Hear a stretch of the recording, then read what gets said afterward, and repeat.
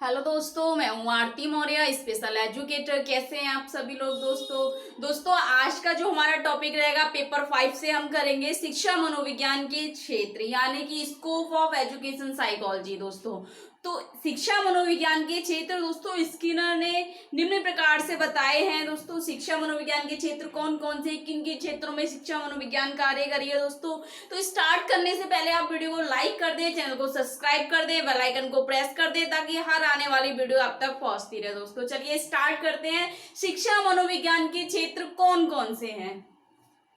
शिक्षा मनोविज्ञान के क्षेत्र के बारे में स्किनर ने लिखा है कि शिक्षा मनोविज्ञान के क्षेत्र में वह सभी ज्ञान प्रविधियां तकनीकों से संबंधित है। यानी कि शिक्षा मनोविज्ञान के जो क्षेत्र हैं, कह रहे हैं स्किनर, शिक्षा मनोविज्ञान के क्षेत्र में सभी ज्ञान तकनीकें यानी कि ज्ञान की जितनी भी तकनीकें हैं, जितनी भी प्रविधियां हैं, कह रहे हैं उन सबसे संबंधित क्षेत्र हैं।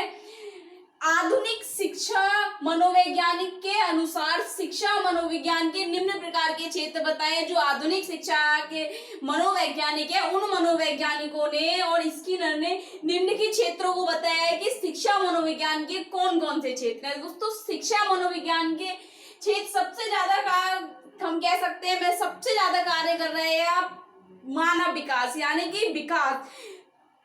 दोस्तों मानव विकास को 4 अवस्थाओं में बांटा गया है। मेन तो 3 अवस्थाएं हैं दोस्तों, उसकी 3 अवस्थाओं में बांटा गया है। सबसे पहला क्षेत्र है मनोशिक्षा मनोविज्ञान का विकास यानी कि मानव विकास। मानव विकास की जो 3 अवस्थाएं हैं, सबसे पहली है शैशवावस्था, बालावस्था, बाल्यावस्था, किशोरावस्था। दोस्तों इन तीनों अवस्थाओं का अध्ययन किया गया है शिक्षा मनोविज्ञान में। इन तीनों अवस्थाओं का अध्ययन करके बताया गया है कि किसी बालक की इन तीनों अवस्थाओं का अध्ययन करके कि वह शिक्षा में किस प्रकार प्रगति कर सकता है और किस प्रकार से उसको शिक्षा देनी है। दोस्तों इन तीनों अवस्थाओं का अध्ययन किया गया है। शिक्षा मनोविज्ञान ने तीनों अवस्थाओं का अध्ययन करके संपूर्ण विकास के बारे में ज्ञात किया है। तो शिक्षा मनोविज्ञान क्या है, मानव विकास के क्षेत्र में भी कार्य करती है। दूसरा है दोस्तों व्यक्तिगत भिन्नता। व्यक्तिगत भिन्नता दोस्तों जैसे हमने देखा है कि प्रत्येक व्यक्ति अपने आप में अलग अलग है, प्रत्येक मानव अपने आप में अलग अलग है। प्रत्येक व्यक्ति की रुचि, अभिव्यक्ति, सोचने की क्षमता, योग्यता, मतलब सब सारे बच्चे सभी छात्र छात्राएं या बालक सबकी रुचियों में अंतर है। हम कह सकते हैं प्रत्येक बालक में अलग अलग भिन्नता है। जैसे रुचि में हो गई, क्षमताओं में भिन्नताएं देखने को मिलती है हमें। हम कह सकते हैं क्षमताएं में भिन्नता देखें, योग्यताओं में हमें योग्यता, और हम कह सकते हैं सीखने की प्रक्रिया यानी कि सीखने का भी अलग अलग सबकी होती है, यानी कि सब में इंडिविजुअल डिफरेंसेस होते हैं। तो व्यक्तिगत भिन्नता में शिक्षा मनोविज्ञान क्या है, शिक्षा मनोविज्ञान इन सभी चीजों का अध्ययन करती है और बच्चे को रुचि के अनुसार, योग्यता के अनुसार, आवश्यकता के अनुसार, भिन्नता के अनुसार उसको शिक्षा प्रणाली योजना बनाने में मदद करती है। तो शिक्षा मनोविज्ञान का क्षेत्र व्यक्तिगत भिन्नता भी है। फिर नेक्स्ट है दोस्तों व्यक्तित्व यानी कि पर्सनैलिटी। दोस्तों पर्सनैलिटी किसी बालक के अंदर विकास का गुण, हम कह सकते हैं चारित्रिक गुण हो गए उसके, या नैतिक गुण हो गए। तो इन सभी का हम कह सकते हैं शिक्षा के अनुसार और व्यक्तिगत भिन्नताओं को ध्यान में रखकर शिक्षा मनोविज्ञान उसके शील गुणों का विकास करती है। हम कह सकते हैं शील गुणों का विकास करती है और व्यक्तित्व का निर्माण करती है शिक्षा मनोविज्ञान। नेक्स्ट है दोस्तों वंशानुक्रम एवं वातावरण। वंशानुक्रम और वातावरण दोस्तों हम कह सकते हैं कि किसी बच्चे के वातावरण में जो बच्चा सीखता है, जैसे कि हम सबसे ज्यादा कहाँ से सीखते हैं, सबसे ज्यादा हम अपने घर, वातावरण, पास पड़ोस से सीखते हैं। तो उन वातावरण में जो व्यवहार हो रहे हैं उन व्यवहारों का अध्ययन करता है शिक्षा मनोविज्ञान की अपने वातावरण में रहकर बच्चा कितना सीख रहा है, क्या सीख रहा है। वंशानुक्रम मतलब अपने पूर्वजों से लेकर वह क्या आया है और उनकी जो एबिलिटी है या इच्छाएं, रुचि उस बच्चे में है, क्या वह उन व्यवहारों का अध्ययन करता करता है कि बच्चा क्या सीख रहा है, कैसे सीख रहा है और वातावरण का और वंशानुक्रम का क्या प्रभाव पड़ रहा है, इन सभी का शिक्षा मनोविज्ञान अध्ययन करता है दोस्तों। नेक्स्ट है दोस्तों विशिष्ट बालक। विशिष्ट बालक दोस्तों दो प्रकार के होते हैं, कौन कौन से? एक तो आते हैं दोस्तों पिछड़े बालक और दूसरा है दोस्तों प्रतिभाशाली बालक। प्रतिभाशाली बालक, ये दो प्रकार के विशिष्ट बालक हैं दोस्तों। पिछड़े बालक कौन से बालक? हमारे विशेष आवश्यकता वाले। अगर हम पिछड़ा शब्द ना बोल करके यहाँ पर हम कहेंगे विशेष आवश्यकता वाले बालक। पिछड़ा शब्द थोड़ा और लग रहा है दोस्तों, तो हम कहेंगे विशेष आवश्यकता वाले बालक। विशेष आवश्यकता वाले बालक और प्रतिभाशाली बालक। दोस्तों शिक्षा मनोविज्ञान क्या कार्य करती है इस क्षेत्र में विशिष्ट बालकों के, कि इन बच्चों की योग्यता, क्षमता और विकलांगता को ध्यान में रखकर, प्रतिभाशाली बालकों की प्रतिभाओं को ध्यान में रखकर इनके भविष्य की रचना करती है कि भविष्य में क्या करना चाहिए। प्रतिभाशाली बालक है तो आगे चलकर अपने फ्यूचर में क्या कर सकता है, क्या बन सकता है, किन किन योग्यताओं की क्षमता रखता है वह। और विशिष्ट व विशेष बालक है तो इन बालकों की जो क्षमता, योग्यता और रुचि और आवश्यकताओं के अनुसार विशेष शिक्षा का और विशेष रहन सहन का प्रबंध किया जाता है। वह कौन करता है? शिक्षा मनोविज्ञान करता है। यानी कि शिक्षा मनोविज्ञान के द्वारा हम विशेष आवश्यकता वाले बालकों को और प्रतिभाशाली बालकों को एक सही निर्देश और संकीर्ण दिशा में ले जा सकते हैं और मुख्य धारा से जोड़ सकते हैं। नेक्स्ट है दोस्तों अधिगम प्रक्रिया।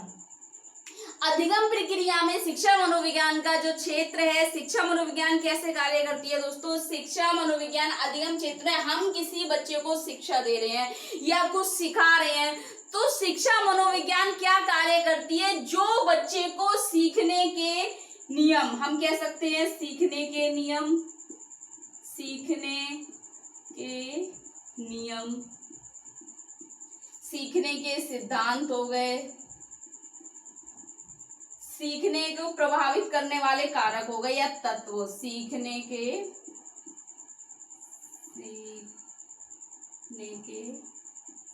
को प्रभावित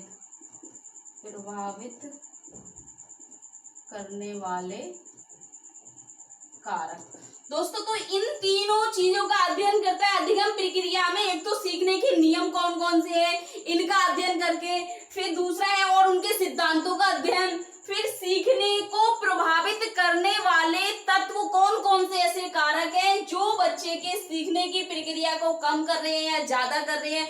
तो शिक्षा मनोविज्ञान द्वारा क्या किया जाता है? सीखने के नियमों का अध्ययन, सिद्धांतों का अध्ययन और उस पर पड़ने वाले प्रभावित कारक या तत्वों का अध्ययन किया जाता है।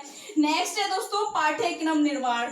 पाठ्यक्रम निर्माण में हमें शिक्षा मनोविज्ञान की आवश्यकता इसलिए होती है, तो पाठ्यक्रम निर्माण में शिक्षा मनोविज्ञान का क्षेत्र ये है कि किसी बच्चे को शिक्षण देने के लिए उसका जो पाठ्यक्रम तैयार किया जाएगा, सबसे पहले उसकी रुचि के अनुसार होगा, रुचियों को ध्यान में रखकर, क्षमताओं को ध्यान में रखकर, आवश्यकताओं को ध्यान में रखकर,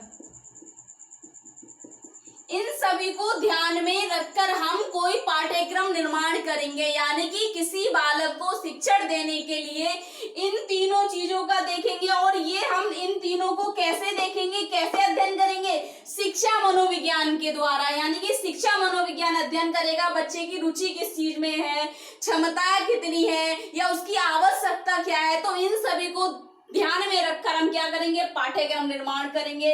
नेक्स्ट है दोस्तों मानसिक स्वास्थ्य। मानसिक स्वास्थ्य में क्या आ जाता है? हम कह सकते हैं कोई व्यक्ति बहुत ज्यादा तनावग्रस्त है, बहुत ज्यादा चिंतित है, या हम कह सकते हैं वह किसी चीज को लेकर परेशान हो गया है। कभी कभी व्यक्ति मानसिक रोग में चला जाता है, यानी कि बहुत ज्यादा अंडर डिप्रेस्ड हो जाता है, परेशान रहता है। तो शिक्षा मनोविज्ञान द्वारा हम उसके मनोविकार जो उसके अंदर आ रही है, मनोवृत्तियां, हम उसके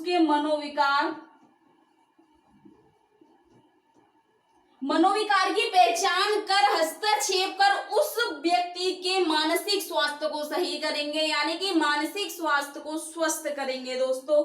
नेक्स्ट है निर्देशन एवं परामर्श। दोस्तों निर्देशन एवं परामर्श शिक्षा मनोविज्ञान क्या है दोस्तों? किसी व्यक्ति की समस्या को समाधान तक पहुंचाने का कार्य परामर्शदाता करता है, परामर्शदाता के रूप में, यानी कि परामर्श देता है। परामर्श क्या है दोस्तों? सलाह देना, यानी कि किसी व्यक्ति की समस्या का समाधान तक पहुंचाना, या समस्या समाधान का रास्ता दिखाना, या परामर्श देना, सलाह देना ही परामर्श है। निर्देशन दोस्तों, किसी व्यक्ति को सही निर्देशन देना, यानी कि वह कौन करेगा? किसी व्यक्ति की समस्याओं को पहले समझेगा, उस व्यक्ति की आवश्यकताओं को समझेगा। तो शिक्षा मनोविज्ञान द्वारा क्या होगा? निर्देशन एवं परामर्श दिया जाएगा ताकि व्यक्ति किसी भी समस्या का समाधान कर सके। नेक्स्ट है दोस्तों मापन एवं मूल्यांकन। मापन और मूल्यांकन दोस्तों सबसे अंतिम चरण होता है, सबसे अंतिम क्षेत्र है। मापन एवं मूल्यांकन क्या है दोस्तों? किसी व्यक्ति की बुद्धि का मापन हम कह सकते हैं। मापन में दोस्तों निम्न कई सारी चीजें आ गई। हम कह सकते हैं बुद्धि का मापन हो गया, या हम कह सकते हैं उसके व्यवहार का मापन हो गया, या उसकी क्षमताओं का मापन हो गया। कई प्रकार है। मूल्यांकन क्या है दोस्तों? मूल्यांकन अंतिम स्तर पर पहुंच जाते हैं कि व्यक्ति ने क्या सीखा, क्या नहीं सीखा, क्यों नहीं सीखा, क्या तकनीकें रही, क्या विधियों का प्रयोग किया गया, वे कार्य करी नहीं करी, उनका प्रभाव पड़ा या नहीं पड़ा। और मूल्यांकन दोस्तों दो प्रकार के होते हैं। हम दो प्रकार से मूल्यांकन करते हैं शिक्षा मनोविज्ञान में। पहला है दोस्तों सतत मूल्यांकन, सतत मूल्यांकन। दूसरा है दोस्तों व्यापक, व्यापक मूल्यांकन।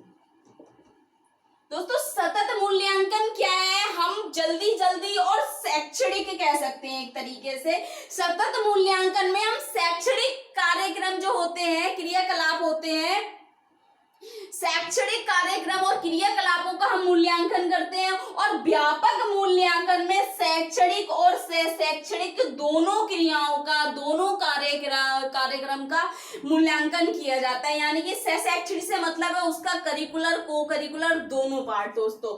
तो ये थे हमारे शिक्षा मनोविज्ञान के क्षेत्र, जो आधुनिक शिक्षा के अनुसार जो मनोवैज्ञानिक है उन्होंने आधुनिक शिक्षा के अनुसार ये निम्नलिखित क्षेत्रों को बताया है शिक्षा मनोविज्ञान के क्षेत्र। दोस्तों नेक्स्ट वीडियो जल्द ही अपलोड कर देंगे। यदि आपको कुछ समझ नहीं आया, कुछ डाउट है, आपको कुछ पूछना है तो कमेंट बॉक्स में जाके कमेंट करें, वीडियो को लाइक करें, चैनल को सब्सक्राइब करें, बेल आइकन को प्रेस करें ताकि आने वाली वीडियो आप तक पहुंचती रहे। Thank you so much.